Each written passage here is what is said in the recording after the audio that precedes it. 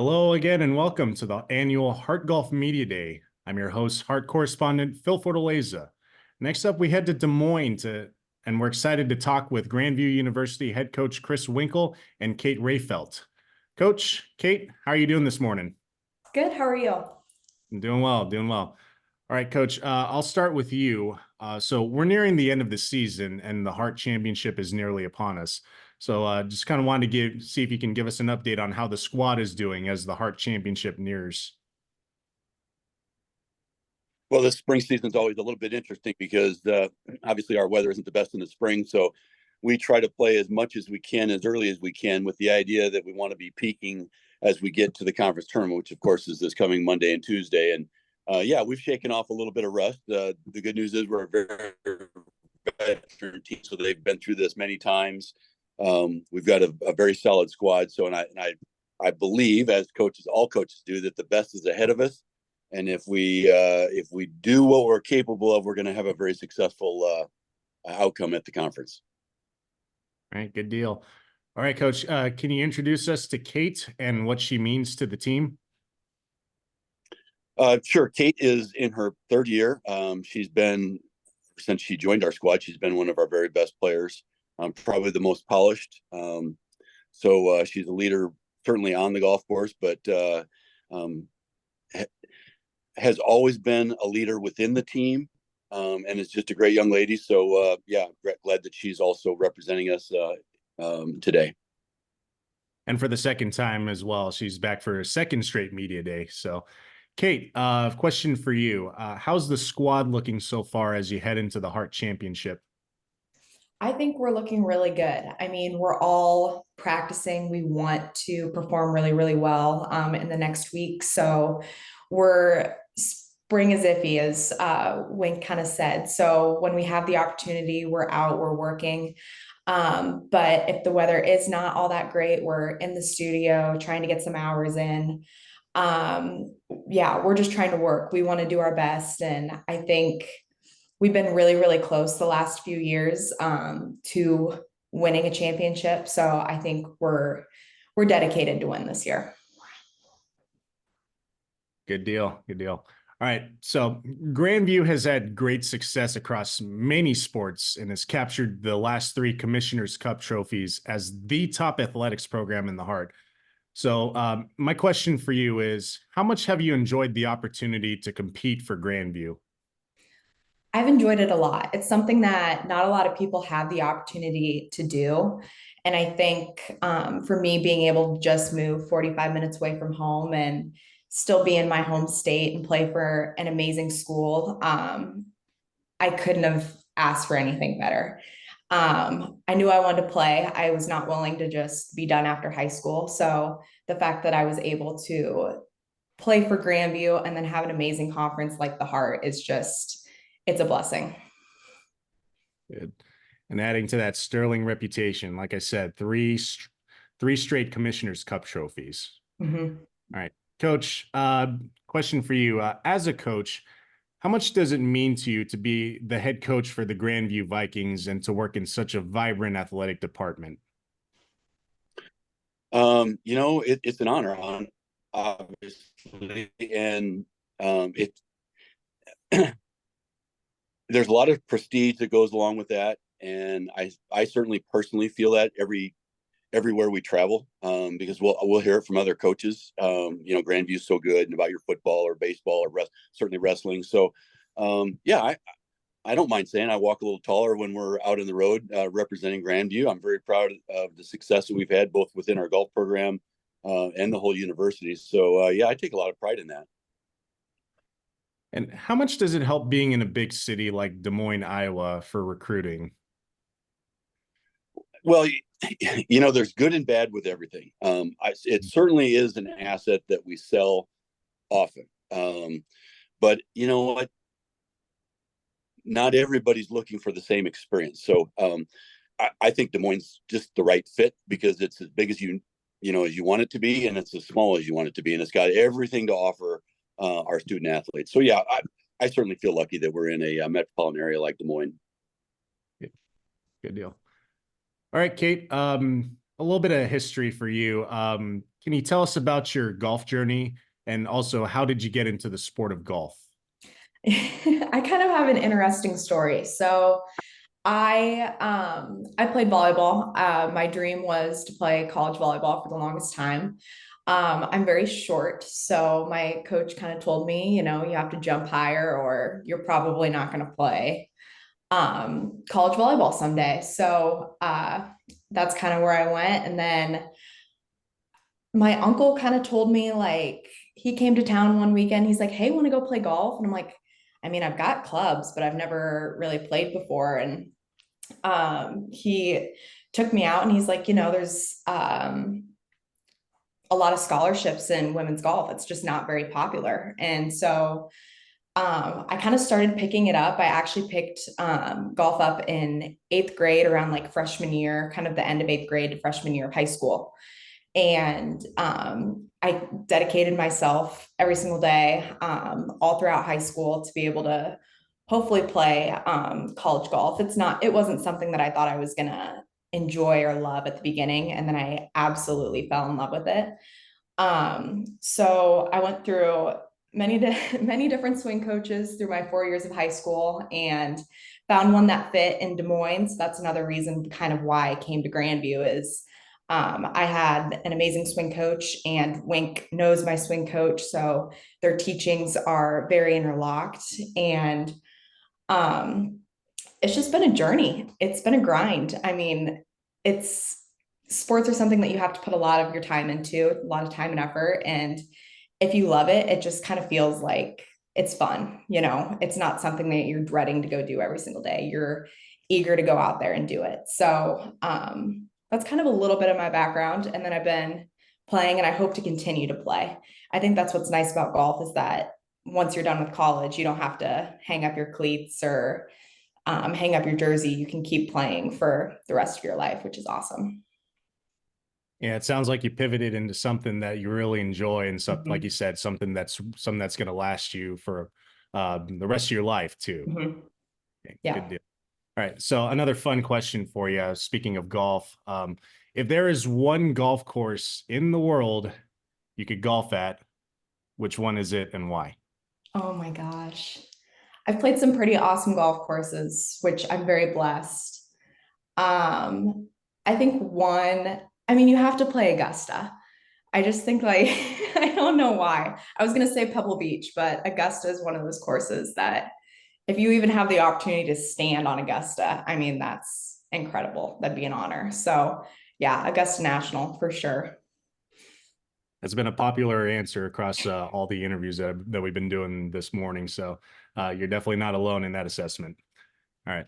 Coach, can you talk about this year's season? What have been some of the highlights from your squad this year? Oh, geez.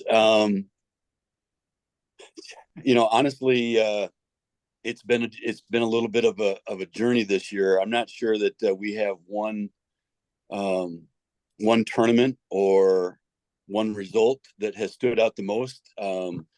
We've had some very good history in the fall at turning up in Northwest Iowa, the Northwest Iowa Invitational. And I would say, just off the top of my head, I can't remember specifically, but I want to say that through the last couple of years, some of our individual best performances have come from that tournament. I don't know if it's just we've got a bunch of Iowa kids, and it feels like home cooking. But certainly over the last couple of years, I would say that's probably been the best. And we've had our lowest ever team score up in Lamar's. So, and if you ask my players, that's probably our favorite tournament. So those things will probably go hand in hand. But yeah, I'd probably say that tournament. And then, as I'd mentioned before, the spring is always a little bit of a struggle to try to get our feet underneath us and get things going. But and I wouldn't say that we've had individual great performances. I mean, Kate's been certainly our most consistent player of the spring, and has had a few individual daily performances that have been really good. But yeah, I'd probably say Lamar's and the Northwest Iowa Invitational. All right. So along with Kate, can you give us a little bit of insight as far as what other Vikings should fans look for at the Hart Championships coming up? Well, along with Kate, Megan Rieselman, who is also a junior, there are two best players by far, but Jaya West is a freshman, and she actually has had a pretty darn good year in terms of consistency. Seems like she just always shoots in the low 80s, which at our level really, really works. Monterey Mishik is in she's a senior, so it's gonna be tough to see her go, but basically she's been a starter for all 4 years. So we just have a very solid group of players. And so if, as I'd mentioned before, hopefully we'll go out with a little bit of style. Like I said, we're a very old group. And so, yeah, we have high expectations. I know they do. You listen to Kate and talk about winning a championship. They know they can do it. They know it's going to take some of their best golf. All right, Kate, somewhere along the lines of that same question that I just asked Coach, can you talk about the competition in the heart and the top level of golfers you face each tournament? So just kind of talk about some of your fellow golfers across the entire conference. Okay. Yeah, William Penn has some great girls. Some of the girls from Clear Lake Ventura area I knew in high school.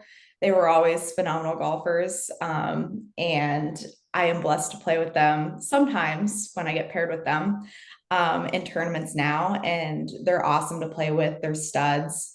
William Penn looks like they've got some top girls coming up, which is awesome.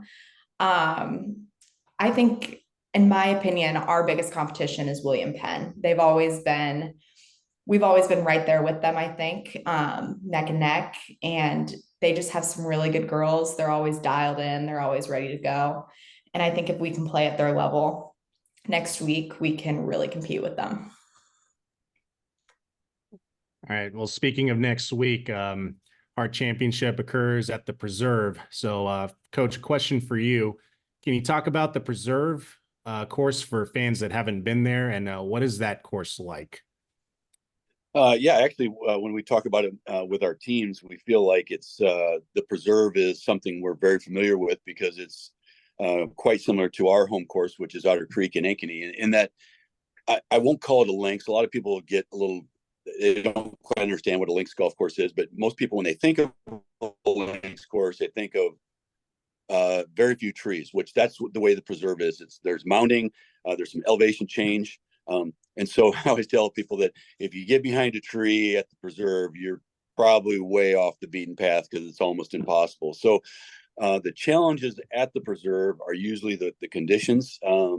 We have fought, as we do everywhere in the spring, wind and rain. And we've had that there the last year and a half that we've been there. So it's a very good golf course, very challenging. It's got a lot of elevation change in parts, a lot of mounding. The greens have some elevation change as well, different tiers. But it's a golf course, honestly, that we should do and should feel quite comfortable on because it's very similar to our home course in Otter Creek. All right, very good. So you kind of touched into the next question. It's like you talked about the what and what occurs throughout that tournament, especially at that course. So all things considered, wild weather, extreme wind, elevation changes. How do you help guide your players through those tough elements throughout a round? Honestly, the way I do it is through our schedule throughout the year. And just Mother Nature takes care of that. The best way to prepare yourself to be able to compete in those conditions is you travel enough, you play against really good teams at really good venues, you're going to get bad weather. So as a coach, I actually kind of like it when we travel and we run into that kind of bad weather because I really believe that we have our best chance when conditions are tough, whether it's the golf course, whether it's the weather conditions. Of course, we all like playing golf when it's 75 degrees and there's no wind and the sun's out. But I would much rather, at least in terms of trying to compete for a championship, have things be a little bit tougher, whether that's the golf course or the course conditions or the weather conditions. So the way we specifically prepare for that, the only way you can is you go compete in those. So we don't just go inside to our golf studio when the weather's bad. We do try to practice in those elements as much as we can, but playing competitively throughout the year, you're going to run across those conditions, and you just learn. And you talk to your players like, listen, the biggest thing is you've got to be prepared for them. Whereas a lot of people, when the weather gets bad, it's easy to say, I don't want to be there. And we try to turn it the other way. It's like, no, we're ready for this, whether it's our gear, whether it's prepared for those elements and staying dry, whether it's the cold. Mentally, you've got to want to accept that challenge. And when you do, you got a much better chance to succeed. I love that perspective, Coach. All right. So Kate, kind of the same question. So just kind of wanted your insight as far as that goes. So how do you overcome the weather and the elements and any other factors during a round? Yeah, I think for one, living in Iowa and you go down south, you go down to Oklahoma or Texas, we kind of have an advantage against other people. We're used to the cold, we're used to the wind. So like Wink said, if able, we are outside trying to practice. If weather is not able, we're inside, but we try to be outside as much as possible. I think something that for me, I've personally tried doing is when that weather is just kind of gross and everybody's on edge because of the weather when you're trying not to be. I just try to think in my mind, okay, how can I make the least amount of errors? Okay, there's water on the right, just trees on the left. My miss is left. I do not want to go in the water right. So I think just trying to like really think about the course and try to map out where am I going to be safe, and if the wind's pushing, okay, aim a little bit farther to the other side, you just really think about everything a little bit more. And I think just taking an extra minute to map out the course and what you're looking to do, that's really all you can do. And just stay positive. Everybody's playing in the same conditions that you are. You can make it the best that you want to be if you really think about it. That's good technical and mental know-how. Appreciate that. All right, Coach, Kate, thank you so much for the time today, and best of luck in next week's Harp Championship, and best of luck for the rest of the season. Thank you so Thank you. much. Thank you.